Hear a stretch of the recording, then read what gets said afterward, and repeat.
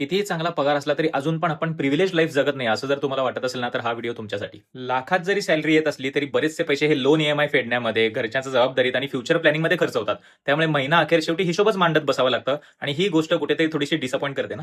ही disappointment होते कारण आपण आपल्यासोबत आपल्या बरोबरीच्या लोकांना कंपेअर करत असतो आणि तेव्हा जेव्हा आपण बाकी लोकांना बघतो की ह्या लोकांच्या नवीन नवीन इन्व्हेस्टमेंट्स होत आहेत, नवीन प्रॉपर्टीज घेतल्या जातात आणि आपण मात्र आत्ता कुठे आपलं स्वतःचं घर बनवण्यामध्ये यशस्वी झालो आहोत आणि आपल्याला खूप लांबचा पल्ला अजून गाठायचा आहे. असे जेव्हा मनात विचार येतील ना, तेव्हा स्वतःला एक प्रश्न विचारायचा, जेव्हा तुम्ही कमवायला लागलात तेव्हा तुम्हाला फॅमिली बॅकअप कितपत होता? जर वडिलोपार्जित कुठलीही संपत्ती, फायनान्शियल बॅकअप तुम्हाला मिळाला नसेल आणि जे काय आज होतंय ते तुम्ही नोकरीला लागल्यानंतर झालेली प्रोग्रेस आहे, भले मग ते तुम्ही स्वतःचं घर घेतलं असेल किंवा काही थोडीफार सेव्हिंग्ज टाकले असतील, तर पुढे मी जे काही तुम्हाला सांगणार आहे ती गोष्ट चांगली लक्षात ठेवा. ज्या कुठल्या तुमच्या आजूबाजूच्या लोकांसोबत तुम्ही स्वतःला कंपेअर करताय आणि कमी समजताय ना, की आपण ही गोष्ट अजून करू शकलो नाहीये आणि बाकीच्यांच्या इन्व्हेस्टमेंट होत आहेत, तेव्हा त्यांच्याकडे नीट बघा.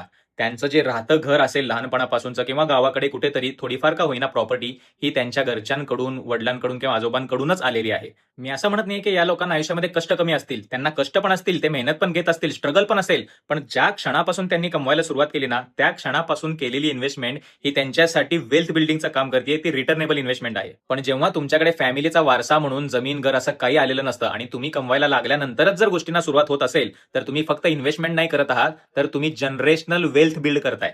ते कसं? तर मागच्या जनरेशनकडून काही न आल्यामुळे त्यांच्या रिटायरमेंटसाठी प्लॅनिंग करणं, तुमच्या सध्याच्या फॅमिलीसाठी तुमच्या स्वतःसाठीच्या सगळ्या एक्सपेन्सेसची जबाबदारी घेणं आणि तुमच्या येणाऱ्या पुढच्या जनरेशनच्या फ्युचरसाठी, त्यांच्या सेफ्टीसाठी काही इन्व्हेस्टमेंट्स करून ठेवणं ज्या रिटर्नेबल असतील. म्हणजे तुम्ही तुमच्या घरातली असे जनरेशन आहात, जी मागच्या जनरेशनकडून आलेला खड्डा पण भरून काढणार आहे, तुमच्या स्वतःच्या आयुष्यामध्ये काय लागणार आहे त्याची पण कमी भरून काढणार आहे आणि फ्युचर जनरेशनसाठी एक ढीग पण लावून ठेवणार आहात. तुमच्या परिवारचे तुम्ही फक्त पायाभरणी करत नाहीये, तुम्ही तो खड्डा खोदलेला बुजवणार, त्याच्यावर पाया बांधणार, मग तुमची बिल्डिंग उभी करणार. त्यामुळे तुम्ही आयुष्यामध्ये एक घर जरी केलं ना स्वतःचं, तरी ती खूप मोठी गोष्ट आहे. भले ते लोनवरती असू दे. कारण उद्या जेव्हा ते घर तुमचं लोन फ्री असेल, तुमची मुलं किंवा तुमची नातवंड हे हक्काने सांगू शकतील, की बाबा आमच्या आजोबांनी किंवा वडिलांनी करून ठेवलं एवढं तरी आम्हाला आमच्यासाठी बॅकअप म्हणून. आणि साहजिक आहे ना, एकाच जनरेशनमध्ये जर तुम्हाला 3 जनरेशनची वेल्थ उभी करायची असेल, तर वेळ लागणारच आहे. आणि म्हणूनच कोण, कधी, काय, किती कमवतो, इन्व्हेस्टमेंट करतो याकडे लक्ष देण्यापेक्षा आपण कुठून सुरुवात केली होती आणि आज आपण कुठे आहोत हे खूप जास्त महत्वाचं आहे. आणि इथे आपली सुरुवात म्हणजे फक्त आपल्या जनरेशनची नाही बरं का,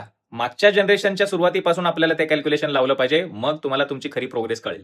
आता करून बघा बरं विचार, तुमची सध्याची पोझिशन काय आहे आणि मग मला सांगा, तुम्ही स्वतःबद्दल डिसअपॉइंट फील करता की प्राऊड फील करता? प्रत्येकाने आपलं स्वप्न हे स्वतःच्या डोळ्यातून बघावं, दुसऱ्याच्या डोळ्यातून नाही. आणि मला माहिती आहे तुम्ही खूप स्वतःला पुश करताय, खूप सारी मेहनत घेताय तुमच्या परिवारासाठी, पण कधी-कधी थांबून स्वतःला शाबासकी द्यायला पण विसरू नका. भेटूया परत. धन्यवाद.